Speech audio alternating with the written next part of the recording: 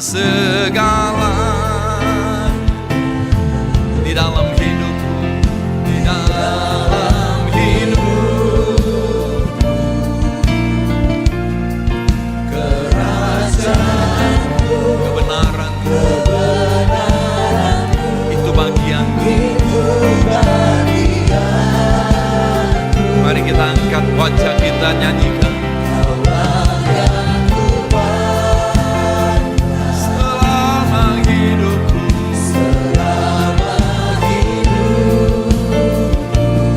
Mengasihi Tuhan, angkat tanganmu.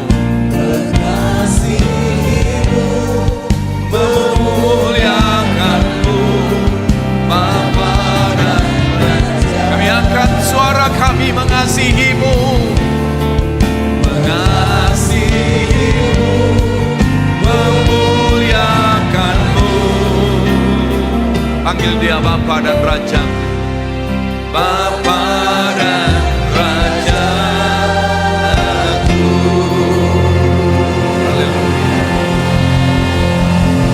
Kami sambut Engkau.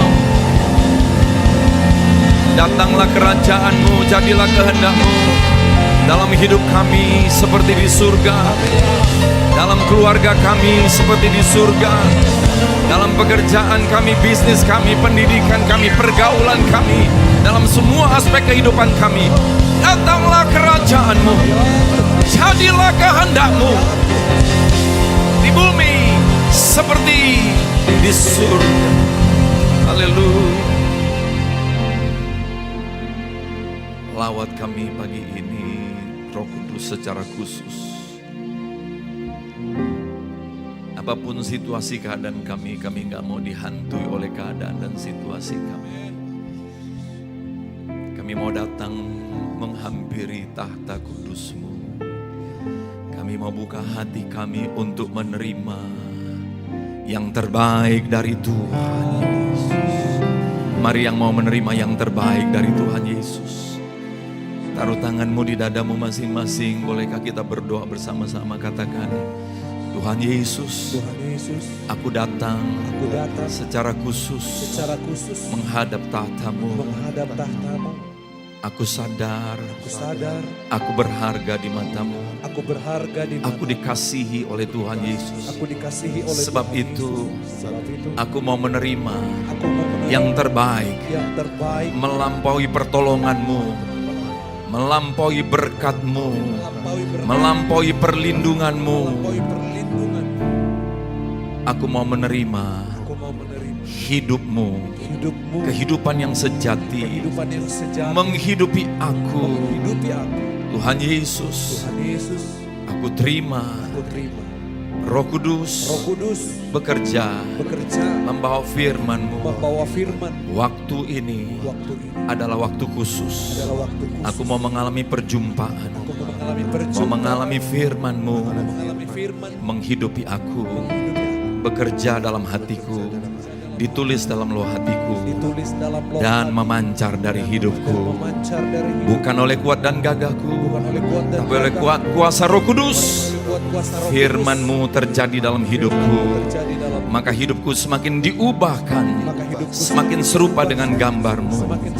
Aku terima dalam nama Yesus. Semua yang percaya dan menerima katakan amin. Haleluya, puji Tuhan. Sekali lagi kita rayakan Tuhan Yesus. Saudara, kita sudah menjalani setengah daripada tahun 2026. Tuhan sudah baik bagi kita. Dia Alfa dan Omega. Dia akan terus melanjutkan yang baik. Amin. Bukan hanya sampai bulan depan, sampai tahun depan, tapi sampai kedatangan Yesus yang kedua kali. Yang percaya, mari berikan sorak-sorai haleluya. Puji Tuhan. Silakan duduk semua saudara yang kasih Tuhan Yesus. Shalom. Shalom. Apa kabar semua saudara? Haleluya. Nah, saya tahu semua manusia di dunia ini pasti saudara melihat bahwa memang kita ada di dalam situasi yang dulu kita pikir waktu pandemi, ya kan? Nanti kita tunggu pandemi mungkin 2 tahun atau 3 tahun. Setelah itu keadaan akan jadi lebih baik.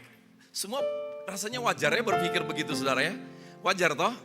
Tapi ternyata setelah pandemi berlalu, saudara, keadaan masih tidak menentu. Dan saat ini saudara, apa yang terjadi, ini fakta.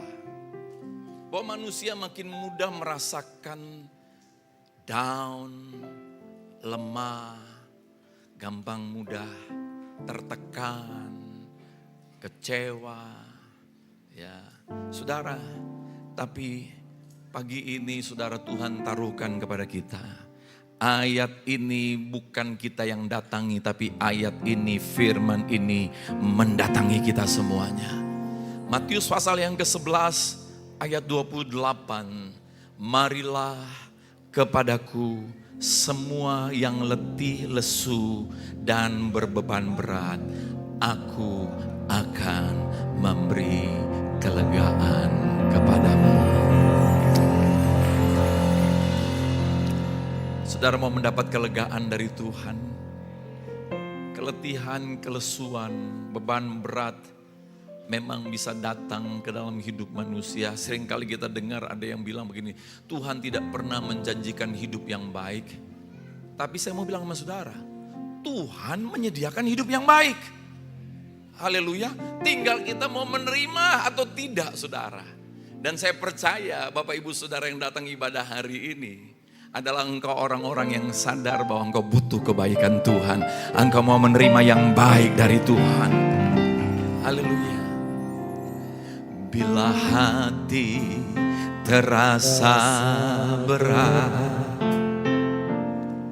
tak seorang pun mengerti bebanku.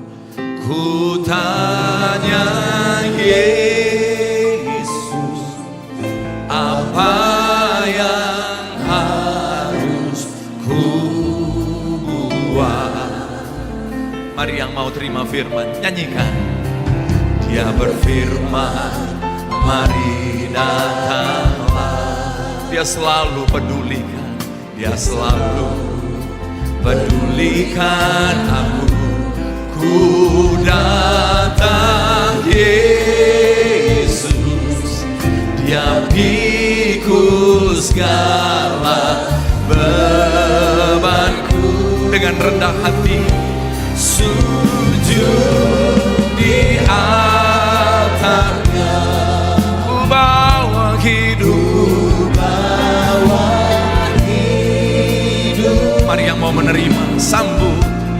Ku terima anugerah-Nya yang ampuni dan bebaskanku. Lebih lagi dia ubahkan, dia ubah hidupku. Harui hatiku, sesuatu terjadi,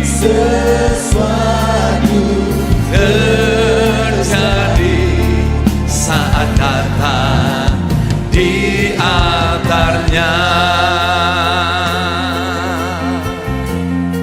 Bila hati terasa berat, tak seorang pun mengerti bebanku. Ku tanya Yesus, apa yang harus ku buat? Mari yang mau bertanya, terima dia berfirman. Dia berfirman, mari datanglah. Yang percaya dia pedulikan saudara, dia selalu pedulikan aku. Ku datang Yesus, dia pikul segala bebanku. Sujud di altar,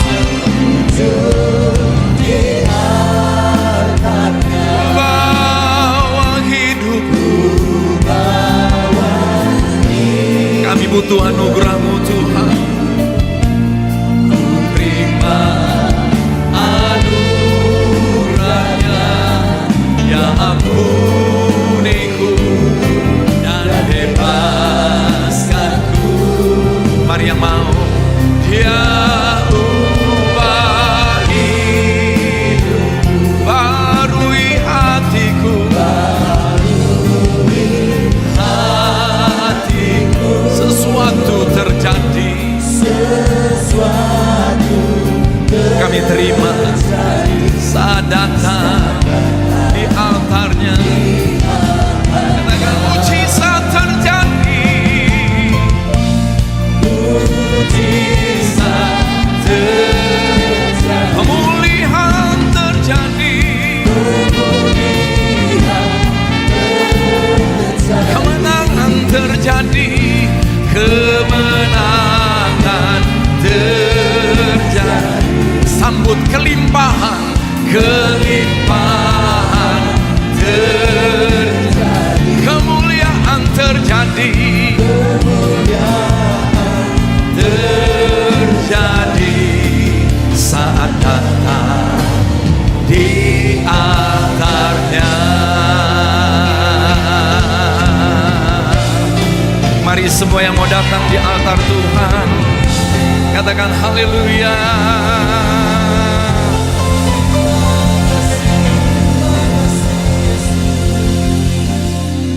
Saudara, ada kondisi di mana ketika kita letih, lesu, berbeban berat, dan ini terus berulang-ulang, lalu lama-lama kita jadi terbiasa untuk itu, dan kita pikir ya memang beginilah hidup.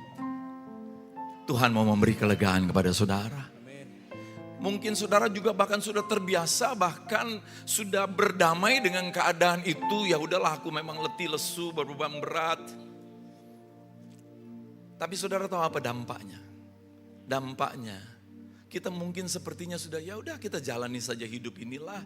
Ya oke lah, besok bagaimana kita nggak tahu, pokoknya kita jalani sajalah.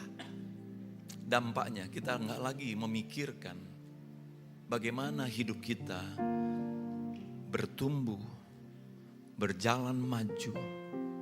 Kenapa? Karena mungkin satu situasi yang frustrasi yang menuju kepada apatis, yang membuat kita sudah berpikir ya sudah memang beginilah hidupku. Tapi pagi ini dengar saudara, Tuhan sediakan nasib yang baru bagi kita semuanya. Haleluya. Saudara yang kasih Tuhan Yesus, nasib yang baru bukan hanya dibutuhkan oleh orang-orang yang buntu karirnya, oleh orang-orang yang punya masalah keuangan, punya masalah rumah tangga. Nasib yang baru dibutuhkan oleh semua manusia. Mungkin keadaan kita baik-baik saja, keluarga kita baik-baik saja, ekonomi kita baik-baik saja. Tapi bagaimana nasib kita ke depan? Nasib ke depan ini bukan hanya tentang besok, bukan hanya tentang tahun depan. Tapi sampai kepada kedatangan Yesus yang kedua kali. Saya rindu supaya semua kita punya nasib ketika Yesus datang. Tidak ada seorang pun yang ditinggal, tapi semua diangkat dalam kemuliaannya.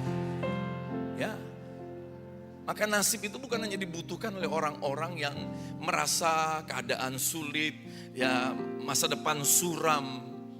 Mungkin saudara yang merasa keadaanmu baik-baik, keluargamu baik-baik, pekerjaanmu baik, ekonomimu baik, bisnismu baik. Semua kita butuh nasib yang dari Tuhan. Haleluya. Saudara yang kasih Tuhan, sebab itu datang kepada Tuhan. Saya percaya saudara, kita semua pagi ini adalah orang-orang yang mau datang kepada Tuhan Yesus. Engkau bukan hanya datang ke gereja, tapi datang kepada Tuhan Yesus. Amin saudara. Engkau datang kepada Tuhan Yesus dengan segenap hatimu. Satu kali saya ada dalam satu konferensi saudara. Lalu seorang hamba Tuhan dia ngomong begini. You will never be the same again. Ini konferensi di Amerika. Saya dengar, engkau gak akan pernah sama lagi. Emangnya ada apa? Emangnya kenapa? Baik-baik aja kok. Saudara, tapi itu berbicara kuat di hati saya. You will never be the same again. Engkau gak akan pernah sama lagi. Saya pikir mungkin udah banyak juga saya dengar ini. Tapi kali ini ada sesuatu yang berbicara. Dan saudara, tanpa saya sadari, memang sesuatu sedang terjadi. Bukan tentang di luar, tapi tentang di dalam ini. Saya mengajak saudara untuk melihat sistem pemerintahan kerajaan Allah di dalam gereja ini. Gereja ini bukan hanya gereja yang kemudian ada hari Minggu, tapi ini penuh dengan persiapan demi persiapan.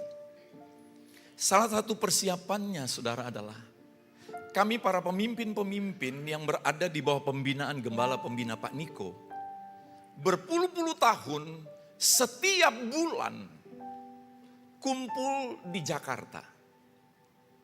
Saudara, sekarang kita diberkati Tuhan, ada tempat di SICC. Kurang lebih 8.000, 9.000 sampai 10.000 saudara yang hadir 1 kali 1 bulan. Dari berbagai kota, provinsi, pulau, bahkan dari luar negeri. Setiap bulan datang dengan biaya sendiri untuk kita kumpul berdoa bersama-sama. Saudara, saya nggak bisa ceritakan kepada saudara satu demi satu, tapi dampaknya luar biasa, saudara. Dampaknya luar biasa. Dan saudara, kami pemimpin-pemimpin menerima urapan, lalu kemudian kami menerima tuntunan. Kami bawa tuntunan itu ke tempat di mana Tuhan percayakan untuk boleh menggembalakan. Saya bawa ke Pekanbaru di Riau. Lalu 1 kali 1 bulan, para pemimpin gereja-gereja yang ada di bawah pembinaan gereja ini saudara. Setiap bulan. Lalu kami berdoa bersama-sama, lalu mereka menerima tuntunan. Saya menyampaikan apa yang menjadi pesan Tuhan. Ini mengalir dari sesuai Mazmur 133, dari atas kepala ke janggut ke jubah. Maka kemudian mereka pun pulang ke tempat mereka masing-masing saudara pelayanan para pemimpin ini. Dan mereka pun membagikan kepada pelayan-pelayan mereka. Maka saudara, itulah sistem pemerintahan kerajaan Allah di gereja ini.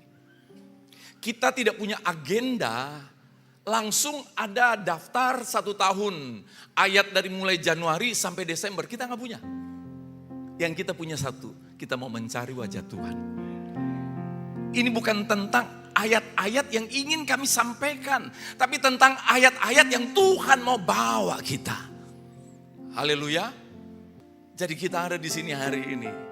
Saudara bukan sendirian. Engkau bukan hanya satu gereja di sini, tapi kita ada dalam satu jaringan kerajaan surga yang sedang membagikan terang, membagikan kasih, membagikan keselamatan yang dari Tuhan.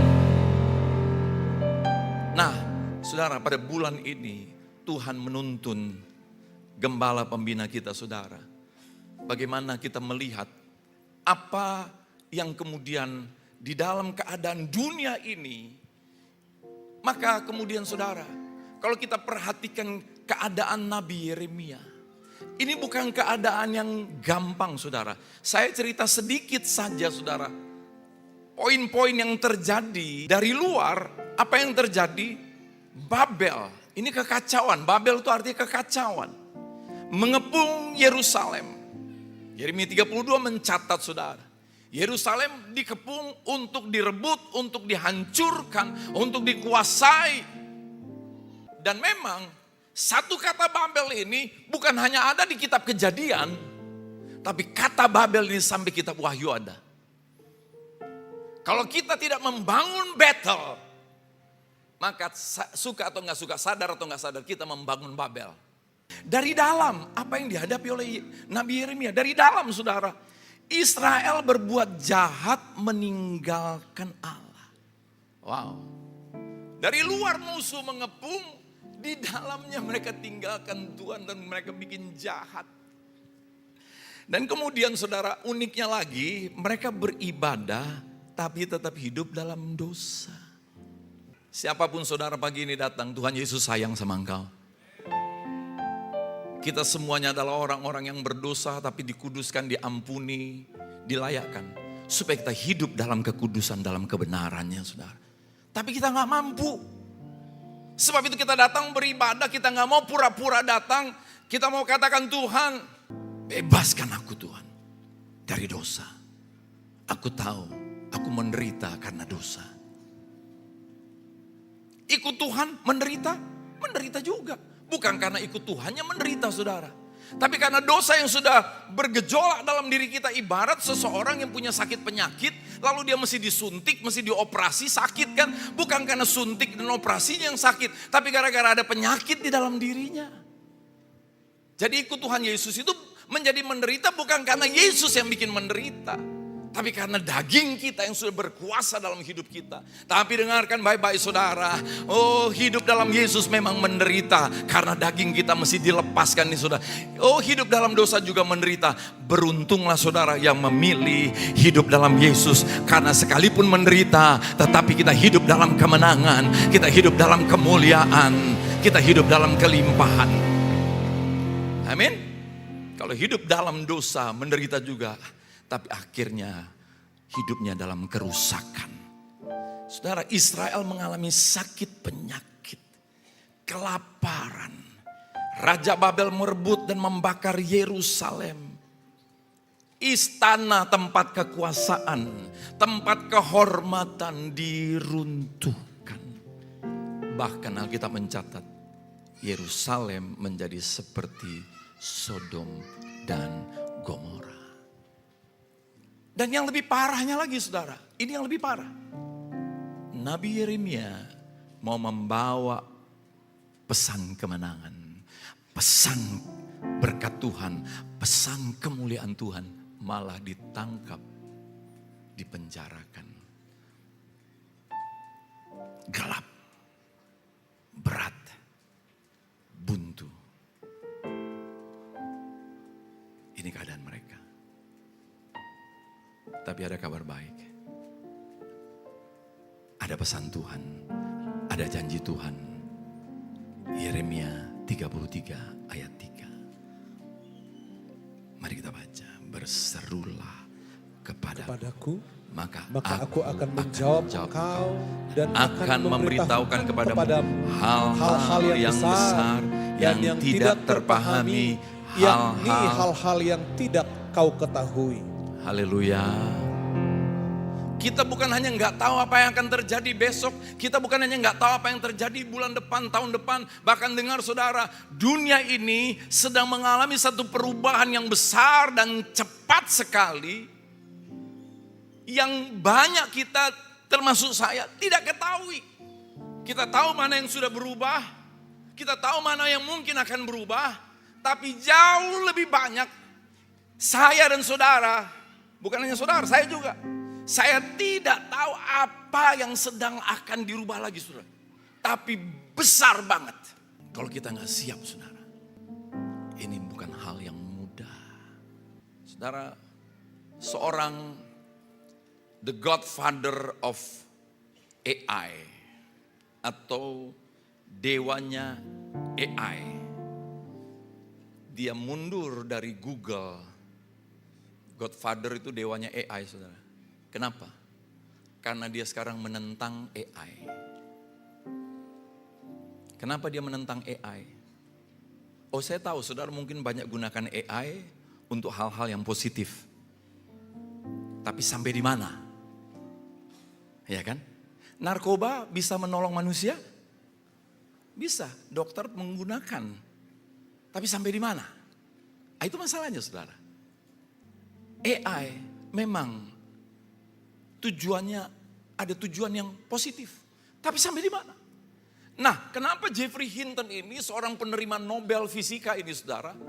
Dia sampai mundur dari Google, perusahaan besar di dunia ini.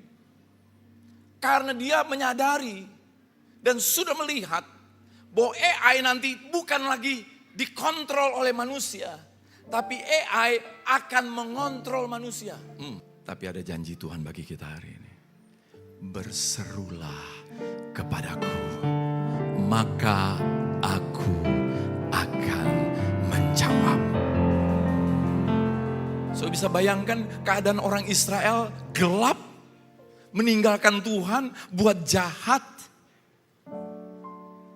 Tapi Tuhan masih bilang apa? Berseru kepadaku. Sekalipun kita tidak setia, Tuhan tetap setia. Mari yang percaya Tuhan itu setia, kita berikan kemuliaan bagi Dia.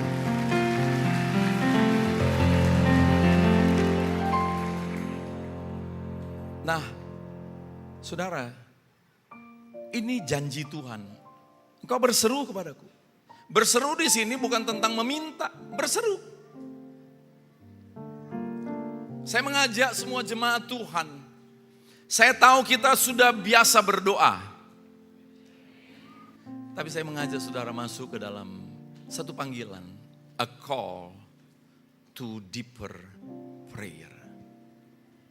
Masuk dalam panggilan doa yang dalam. Apa itu doa yang dalam?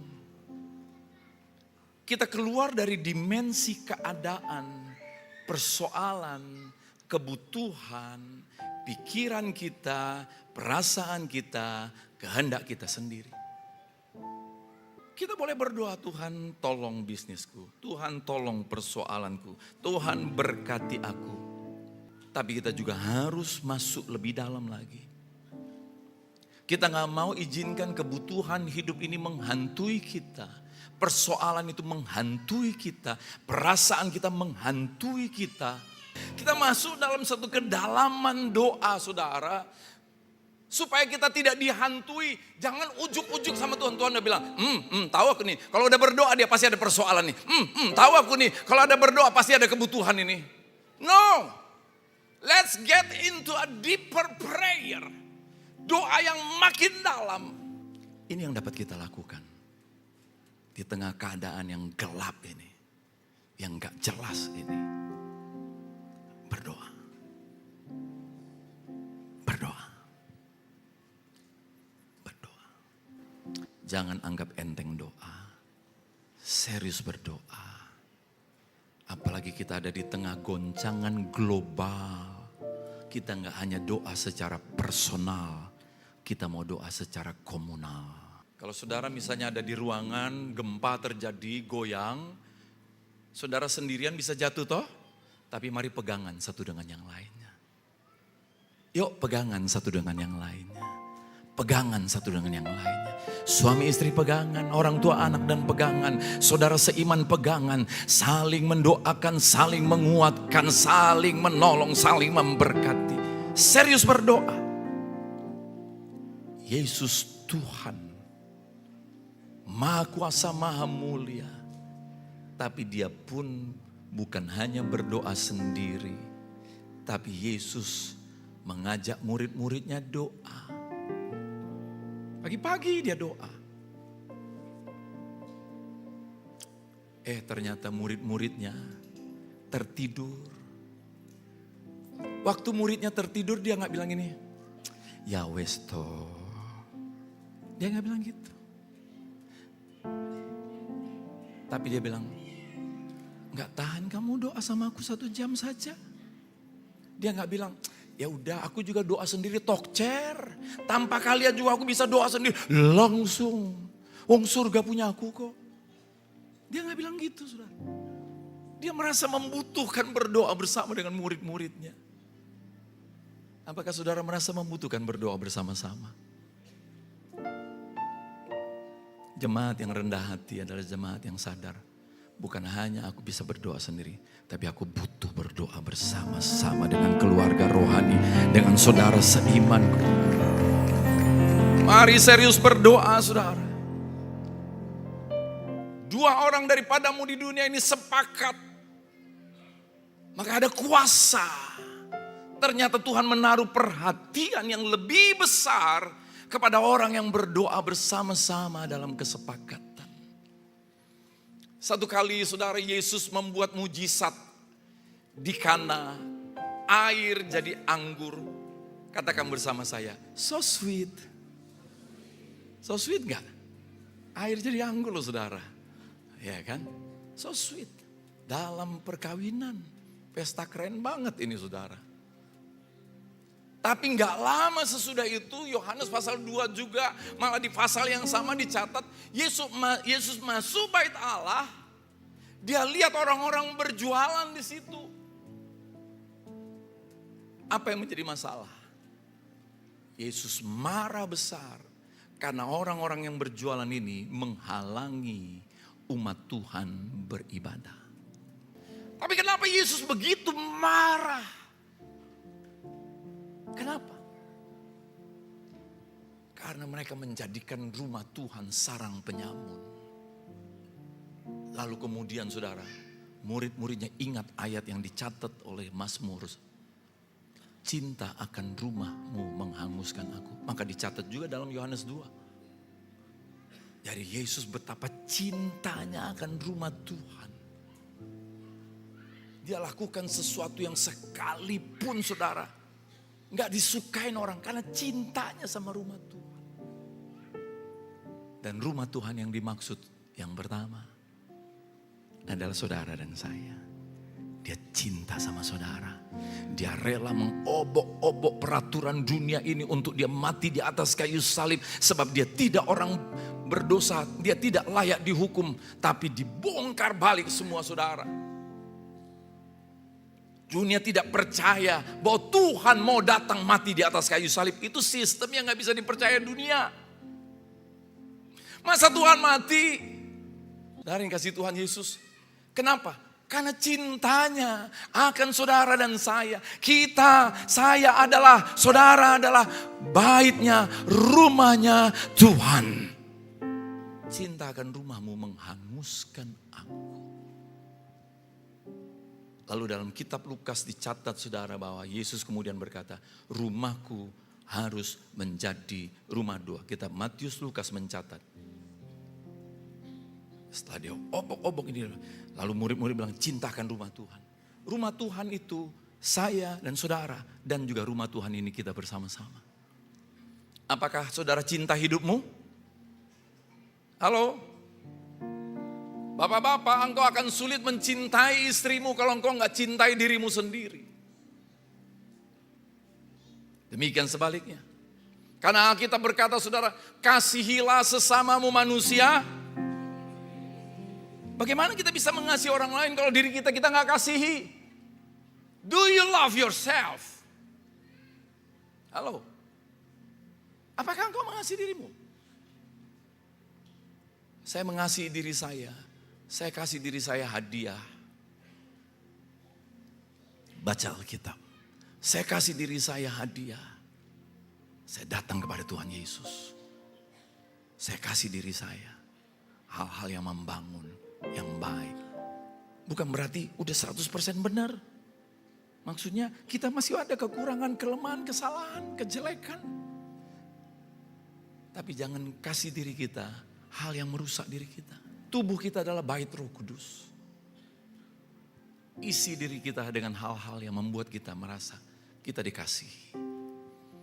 Bahkan termasuk pengajaran-pengajaran firman yang bukan menyiksa diri bagaikan orang Farisi yang merasa diri lebih baik dari orang lain. Merasa diri pantas menghakimi orang saudara. Sehingga apa akibatnya? Dia menderita. Saya mau katakan kepada saudara. Orang yang merasa diri lebih baik itu pasti menderita. Tapi orang yang sadar, Tuhan siapa aku? Kok aku bisa diperbaiki Tuhan? Itu lebih bahagia hidupnya. Tapi orang yang merasa pantas, oh dia gak benar, oh dia salah, aku lebih baik. Menderita itu orang saudara. Maka dia kecewa, maka dia kesel, maka dia marah. Menderita. Jadi orang Farisi menderita. Alkitab berkata ular beludak. Love yourself with the love of Christ. Terimalah firman yang membuat engkau semakin merasakan kasih Bapa. Kasih yang sempurna. Semakin dipenuhi oleh kasih itu, maka semakin memancarkan kasih itu kepada orang lain. Nah, saudara kasih Tuhan Yesus, apakah engkau cinta rumah Tuhan? Rumah Tuhan kita adalah gereja Tuhan di tempat ini. Berapa engkau cinta gereja ini? Mungkin 16 tahun saya menjadi gembala. Sejak kecil saya ada di gereja ini. Baru kali ini saya tanya sama jemaat.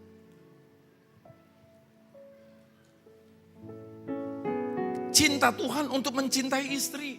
Cinta Tuhan untuk mencintai suami. Cinta Tuhan untuk mencintai keluarga kita. Cinta Tuhan untuk mencintai saudara seiman kita. Cinta Tuhan untuk mencintai bahkan orang beragama lain. Berapa saudara mencintai orang-orang yang beragama lain? Maksudnya mencintai bukan untuk dinikahin ya saudara. Mencintai dengan kasih Kristus adalah apa? Untuk membawa mereka datang kepada Yesus. Haleluya. Ya. Saudara, kalau orang agama lain juga kita cintai, apakah saudara mengasihi orang-orang di kiri kananmu? Minggu lalu ada seorang bapak dengan istrinya yang baru 3 tahun lalu masih menyembah berhala. Tapi kemudian dilawat Tuhan. Dilepaskan dari roh jahat. Berkali-kali ini anak meronta-ronta, teriak, merayap di lantai, saudara. Kita doakan dilepaskan dari satu keluarga bertobat, terima Yesus, dibaptis di gereja ini, saudara. Lalu minggu lalu dia datang salam saya, Pak Gembala. Saya bersyukur kepada Tuhan, saya boleh mengalami kasih Tuhan di gereja ini. Lalu ada satu wanita datang. Pak, saya dari seberang. Tapi kami suami istri, terima Yesus di tempat ini.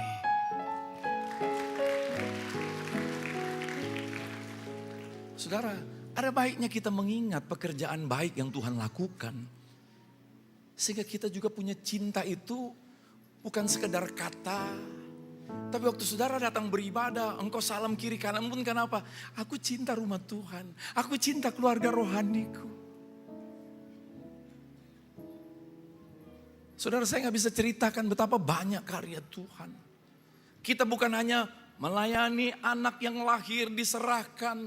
Nanti ada keluarga yang sakit didoakan. Ada yang sekarat masuk rumah sakit kita layani, saudara. Ada yang miskin kita datangi, saudara. Lalu kemudian kita melayani. Ada yang mau menikah dikonselingin, prosesnya panjang, dilayani kemudian sampai menikah. Tadinya sekolah minggu di gereja ini. Bahkan ada yang lahir di gereja ini sampai menikah di gereja ini. Lalu kemudian dia dinikahkan di gereja ini, beranak di gereja ini, kemudian kita serahkan anaknya lagi, sampai anaknya lagi pun jadi bertumbuh di sini, lalu menikah lagi di sini, sampai beranak lagi di sini. Nanti ada yang masuk kantor baru, minta didoakan, kita doain. Ada yang datang, Pak terima kasih buat doanya. Tadi barusan ada seorang ibu bilang, Pak terima kasih anak saya sekarang lulus di UI Pak. Ada yang WA saya, Pak anak saya lulus di UGM. Terima kasih, kami terima berkat Tuhan dari rumah Tuhan.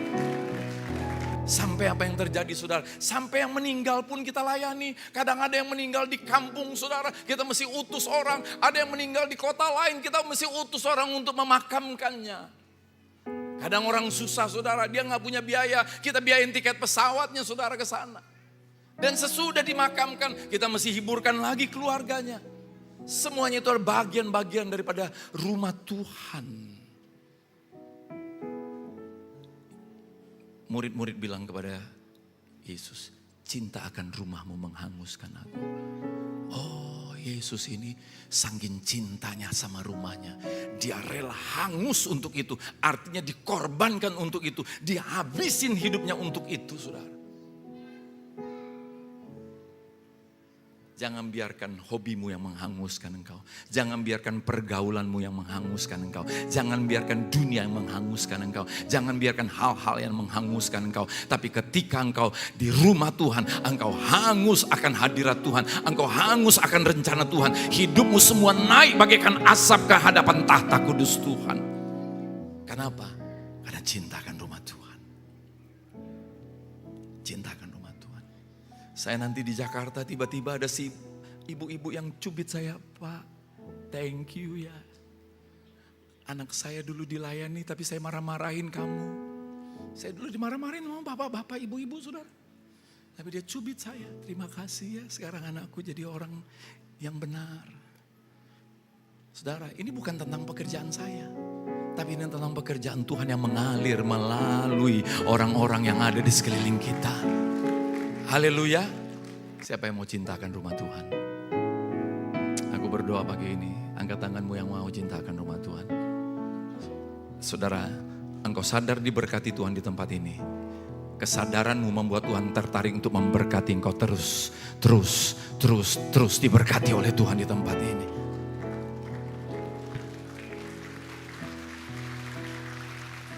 Saudara percaya bahwa berkat Tuhan mengalir melalui papa mamamu? Betul? Saudara juga percaya bahwa berkat Tuhan juga mengalir melalui gereja, melalui keluarga rohani, melalui hamba Tuhan. Tuhan pakai. Semua sepakat untuk mau berdoa bersama-sama? Sepakat berdoa itu bersama itu penting? Sepakat? Ya. Maka, saudara, ini dia a call to a deeper prayer. Yeremia 33 berkata apa? Kita berdoa, berseru sampai Tuhan memberitahukan hal yang besar yang tidak terpahami dan tidak diketahui. Katakan bersama saya, oh saya sangat butuh ini. Katakan, saya sangat butuh ini. Kita nggak tahu besok apa yang akan terjadi. Kita nggak tahu tahun depan apa yang terjadi. Kita nggak tahu 2030 apa yang terjadi. Tapi kalau Tuhan memberitahukan kepadamu hal yang tidak kau ketahui, yang tidak kau pahami, Tuhan memberitahukan hal yang besar kepada saudara. Justru di tengah keadaan dunia yang gelap ini, terang Tuhan memancar. Engkau bersinar bagaikan bintang-bintang di tengah kegelapan dunia ini. Haleluya. Apa hal yang besar yang tidak terpahami, yang tidak diketahui? Apa itu? Saya pikir wajar kalau bagi saudara yang besar dan tidak terpahami itu begini, Pak. Aku ini karirnya buntu, nggak tahu apa yang mesti kubuat. Aku nggak mengerti bagaimana bisa karirku naik. Aku nggak mengerti buntu bagaimana bisnisku bisa lebih untung lagi. Mungkin juga ada yang begini, aku udah buntu, bagaimana aku bisa dapat jodoh? Ada yang pernah buntu di sini nangis, saudara. Dia bilang gini, Pak Gembala, saya mau diceraikan sama suami saya. Karena mertua saya bilang kayak gak punya anak, saya harus diceraikan. Saudara, saya bilang dalam Yesus gak ada yang buntu. Kau akan punya anak laki-laki namanya Samuel. Saudara tahu, 1,5 tahun kemudian punya anak laki-laki namanya Samuel.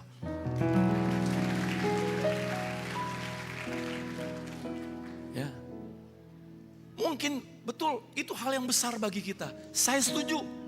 Tapi saya mau katakan kepada saudara, hal yang jauh lebih besar dari soal pekerjaan, bisnis, keuangan, karir, masa depan, kehidupan jasmanimu. Apa itu? Yeremia 33 ayat 17. Bagaimana masa depan umat Tuhan? Tuhan sudah kasih tahu kepada orang Israel yang sedang dalam kegelapan, kepada mereka yang sedang jauh dari Tuhan, berbuat jahat kepada Tuhan, meninggalkan Tuhan, bahkan nabi pun dipenjarakan, saudara. Apa kata Tuhan? Dia buka hal yang besar. Ayo, pertobatan membuat kita berpindah dari pikiran kita kepada pikiran Kristus. Ini pikiran Kristus. Bisnis hal yang besar. Karir hal yang besar, tapi nggak ada yang lebih besar daripada ini. Apa itu? Tuhan bilang begini, keturunanmu tidak akan terputus duduk di atas tahta kerajaan kaum Israel. Ini hal yang besar. Kenapa? Karena ternyata, saudara, pada saat itu yang memerintah keturunan Daud namanya Raja Zedekia. Dia raja yang ke-20 dan sesudah Zedekia tidak ada lagi keturunan Daud yang jadi raja. Tapi luar biasa Tuhan. Tuhan sudah tahu apa yang akan terjadi ke depan. Tapi Tuhan punya jawaban atas masa depan. Tuhan bilang, keturunan Daud tidak akan terputus. Padahal terputus. Tapi Tuhan bilang, enggak. Mungkin hari ini, saudara, apa? Aku sudah PHK? Enggak. Mungkin hari ini, apa? Aku sudah rugi? Enggak. Apa? Aku enggak punya lagi masa depan? Enggak. Tuhan masih mau bicara hal yang besar, yang tidak terpahami, yang tidak diketahui. Mari, pasang seatbelt saudara, kita siap-siap. Karena ini baru mau puncaknya, saudara. Siap berdoa, masuk dalam a call to a deeper prayer. Siap berdoa. Satu kali saya menyampaikan pesan tentang mempelai pria, Yesus mempelai wanita kita. Lalu saya sampaikan tentang bagaimana budaya Ibrani dalam hal pertunangan. orang Ibrani kalau bertunangan, maka si pria membawa roti dan anggur ke rumah yang akan dia lamar. Kalau si wanitanya terima roti dan anggur ini, dia makan, dia minum, artinya dia sah menjadi tunangan. Dan menurut budaya Yahudi, Ibrani ini, mereka sudah terikat dan tidak boleh lagi mereka untuk lihat kiri kanan, goda sana sini. Mirip sudah menikah tapi nggak boleh tinggal bersama dulu. Nah, begitu diterima, maka si pria akan pulang ke rumah bapaknya, kembali bersama bapaknya. Untuk apa? Menyediakan rumah. Bapaknya bantu anaknya siapin rumah untuk calon menantu ini nanti akan dijemput. Jadi kapanpun dia siap, ternyata 7 bulan lagi siap, maka si pria ini bersama bapaknya ini saudara, datang kembali menjemput. Wanita ini dibawa, lalu menjadi istrinya. Kita adalah calon mempelai wanitanya Kristus. Kristus datang melamar kita membawa tubuh dan darahnya. Engkau terima tubuh dan darah Yesus, engkau tunangan Yesus Kristus.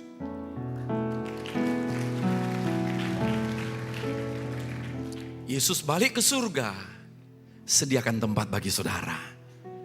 Kapanpun tempat itu sudah siap kata Bapa, Yesus akan datang kembali menjemput kita semuanya untuk masuk dalam perjamuan kawin anak domba Allah. Tapi perjamuan kawin ini saudara bukan jasmania, tapi ini bicara saudara keintiman. Tuhan mau memberitahukan hal yang besar yang tidak terpahami. Nah, mari kita perhatikan sekarang saudara. Jadi keturunan Daud katanya nggak ada yang akan terputus. Nggak terputus. Akan ada keturunan Daud. Katakan keturunan Daud. Bukan keturunan-keturunan, tapi keturunan Daud.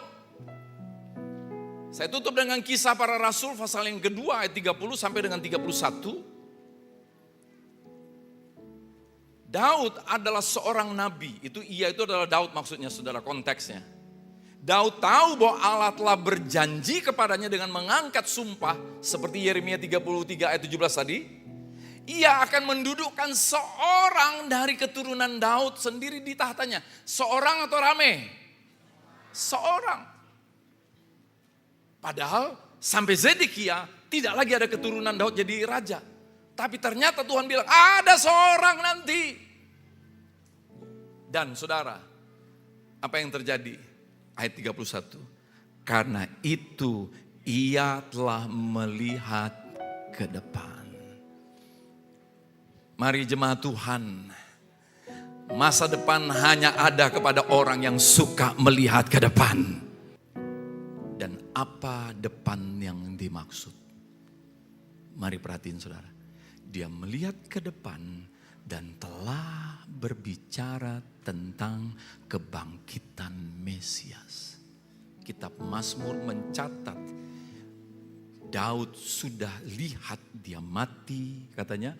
Dia mengatakan bahwa dia tidak ditinggalkan dalam dunia orang mati. Bahwa dagingnya tidak mengalami kebinasaan, artinya dibangkitkan. Kitab Mazmur banyak mencatat bahwa Daud sudah melihat ke depan. Daud hidup 1000 tahun sebelum Yesus datang ke dunia. Tapi sudah melihat ke depan. Will, bantu saya Will.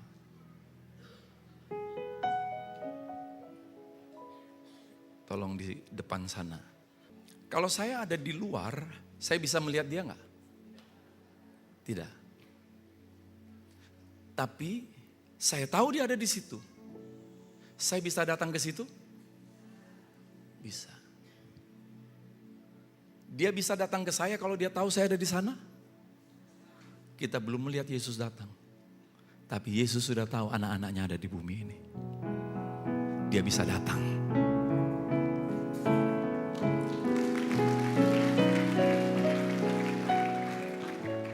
Perhatiin saudara baik-baik saudara. Saya mau bilang sama saudara, saya menyesal nggak tahu ini dari mulai sekolah minggu. Saya menyesal. Karena masa depan yang kulihat bukan Yesus. Masa depan yang kulihat adalah apa? Nanti aku mau S1. Nanti aku mau jadi pengusaha. Nanti aku mau jadi kaya raya. Nanti aku mau menjadi orang yang terlihat hebat. Itu masa depan yang kulihat dulu. Saya nggak melihat masa depan itu adalah apa? Jesus. Alkitab berkata Yesus adalah Alfa dan Omega. Dia adalah yang sudah ada, dia yang akan ada. Dia sudah ada. Alfa artinya awal, Omega artinya yang akhir. Semua kita ingin hidup kita dimulai dari Alfa. Yesus adalah Alfa, Yesus adalah awal, tapi kita lanjutkan hidup kita bukan dengan Yesus sebagai Omega. Kita lanjutkan hidup kita ini saudara. Oh Yesus tolong aku, Yesus berkati aku, Yesus buka jalan, dibuka, ditolong. Alfa, Yesus. Tapi begitu kita udah ditolong, diberkati, kita jalani hidup ini bukan Yesus sebagai Omega lagi. Dunia sebagai Omega, keinginan kita sebagai Omega, cita-cita kita sebagai Omega, bukan Yesus lagi. Saudara, itu saya alami. Saya nyesel gak tahu ini dari dulu. Saya nyesel. Dan kalau saudara tahu, you live, begin with Jesus, dimulai oleh Yesus. To walk to Jesus and to live for Jesus. Kalau engkau tahu hidupmu dimulai dari Yesus, berjalan untuk Yesus, tujuannya bagi Yesus. Karena satu saat, siapapun manusia di bawah kolong langit ini, orang ateis sekalipun, dia sekalipun tidak percaya, dia akan menghadap tahta pengadilan surga. Semua akan menghadap. Dan di tahta itu ada Yesus yang menjadi hakim. Mari saudara. Saya mau saudara nangkep ini, catat ini baik-baik. Tulis dalam hatimu. Kalau Tuhan sudah sediakan Alfa dan Omeganya. Omeganya di mana? Eternity, kekekalan. Kalau Tuhan sudah sediakan sampai kepada kekekalan. Masa Tuhan gak sediakan yang sementara? Hello? Hello? Saya boleh ada di luar gedung ini, tapi saya tahu Wilson ada di sana. Saya bisa berjalan untuk mencapai dia. Yesus memang tidak terlihat hari ini, tapi satu saat Yesus akan datang untuk menjemput kita. Dan kita pun sedang berjalan untuk mencapai perjalanan bersama dengan Yesus. Saudara, saya nyesel, saya gak tahu ini dari kecil. Kalau saya tahu, rupanya inilah kehidupan yang sesungguhnya. I'm not the Alpha. Bukan otakku adalah Alpha hidupku. Bukan kekayaan adalah Alpha hidupku. Tapi Yesus adalah yang awal dalam hidupku. Dan kalau Yesus sudah menjadi awal, maka Yesus harus menjadi yang akhir dalam hidup kita. Dalam perjalanan ini, kita bisa begini saudara. Kita jalan. Memang gak lurus. It's okay. Ya, kita punya kekurangan, kelemahan. Tapi begini, kita tahu ujung hidup kita adalah harus Yesus. Dan kita tahu perjalanan hidup kita harus bersama Yesus. Maka waktu kita berjalan mungkin gak lurus, menyimpang ke kiri. Roh Kudus ada, Roh Kudus bawa kita, tarik kita kembali.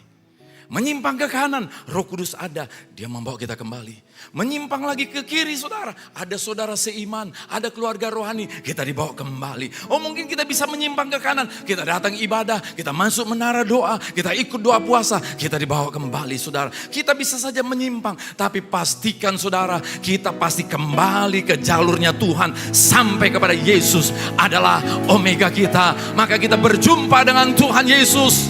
Tos. Perjalanan ini, listen to this, ini penutup.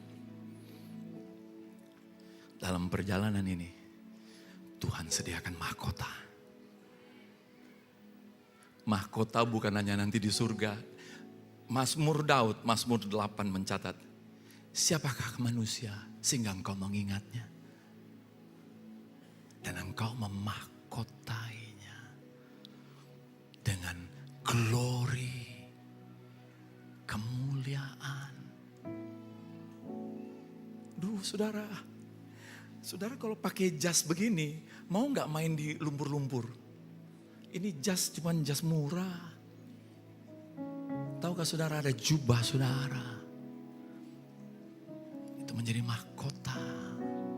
Sayangnya kita gak tahu bahwa kita terima mahkota. Saudara, anak raja pakai mahkota sembarangan gak hidupnya? Dia punya mahkota. Mahkota yang pertama, anak Allah. Saudara, ketika saya mengenal ini, saya mendalami ini. Aku anak raja. Oh ya? Aku anak raja. Alright, aku anak raja. Ya, aku diajar dengan gaya hidup kerajaan. Pikiran kerajaan. Yang kedua, aku keluarga Allah. Bapak-bapak, kalau anak perempuan mau dilamar, engkau peduli tahu gak keluarga siapa itu? Peduli tahu? Atau kau anak siapa? Udah usah ngomong anak siapapun kau, pokoknya kawin aja lah kau. Gak gitu kan? Kita peduli. Anak siapa dia? Keluarga kita dalam mahkota kita. Keluarga Allah itu adalah mahkota. Saya keluarganya Tuhan Yesus. Yang ditaruh di gereja BICC. Sehingga saya menjadi keluarganya Tuhan Yesus di BICC. Di Pekanbaru ada banyak keluarga-keluarga. Ada banyak gereja-gereja. Tapi di tempat ini menjadi keluargaku. Aku boleh main ke keluarga tetangga. Tapi ini rumahku. Ada mahkota.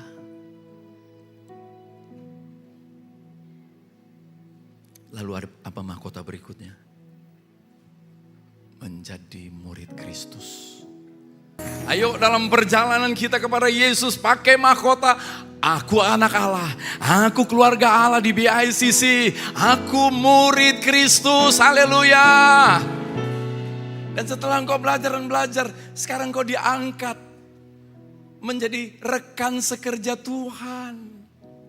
Rekan sekerja Tuhan. Apa posisinya? Engkau melayani di keluarga. Masak buat suami, bukan hanya buat suami, tapi buat Tuhan Yesus. Kolose 3:23 menjadi peganganmu. Segala sesuatu yang kau lakukan, lakukan seperti untuk Tuhan, bukan untuk manusia. Engkau kerja di kantormu, bukan hanya untuk bosmu. Engkau kerja di kantormu, bukan hanya untuk gaji. Engkau lakukan untuk Tuhan Yesus. Kenapa? Karena Kolose 3:23 tidak berhenti. Ada ayat 24 berkata, dari Tuhan datangnya upah.